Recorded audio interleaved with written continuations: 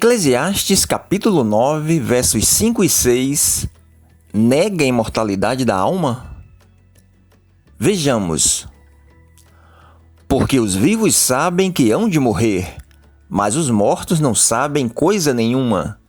Nem tampouco terão eles recompensa, mas a sua memória fica entregue ao esquecimento. Também o seu amor, o seu ódio e a sua inveja já pereceram, e já não tem parte alguma, para sempre, em coisa alguma, do que se faz debaixo do sol. Eclesiastes capítulo 9, versos 5 e 6.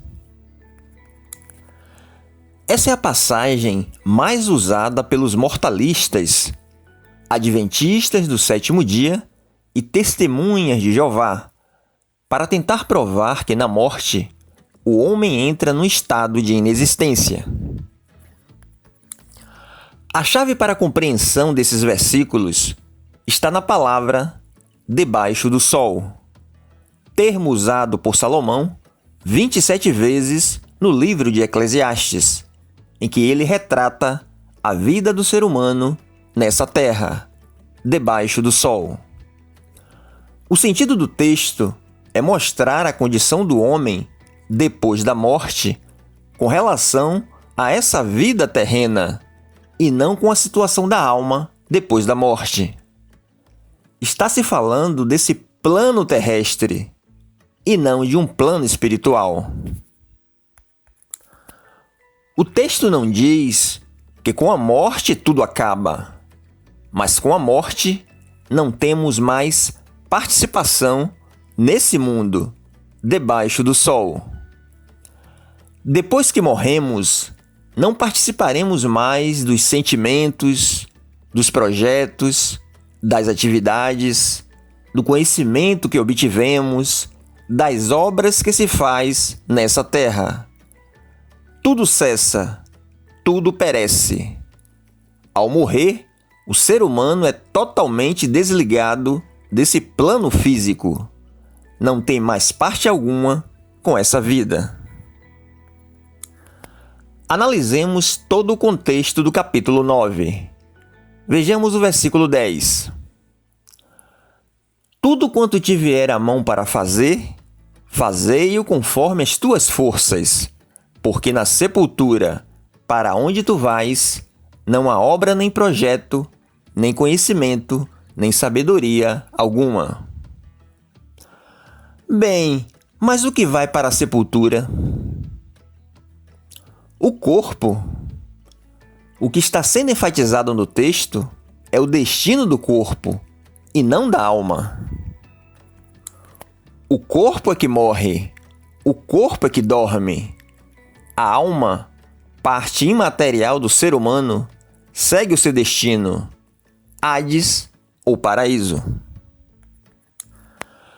Bem, mas se seguirmos o raciocínio dos mortalistas, teremos que negar a ressurreição dos justos, que eles também acreditam, porque o texto é bem claro em dizer: nem tampouco eles têm jamais recompensa, e já não têm parte alguma para sempre. E sabemos que um dia os corpos irão ressuscitar. Se olharmos para essa passagem como interpretam os adventistas e as testemunhas de Jeová, teremos problemas ao lermos o Novo Testamento, pois em diversas passagens é dito que teremos recompensa. Mas quando interpretamos sob a ótica terrena, que é a correta, fica fácil entender o que Salomão quis transmitir. Quando morremos, realmente não temos mais recompensa nesse mundo e não no mundo espiritual. Vejamos os versículos 2 e 3. Todos partilham um destino comum: o justo e o ímpio, o bom e o mau, o puro e o impuro, o que oferece sacrifícios e o que não oferece, O que acontece com o homem bom, acontece com o pecador. O que acontece com quem faz juramentos, acontece com quem teme fazê-los. Este é o mal que há em tudo o que acontece debaixo do sol. O destino de todos é o mesmo.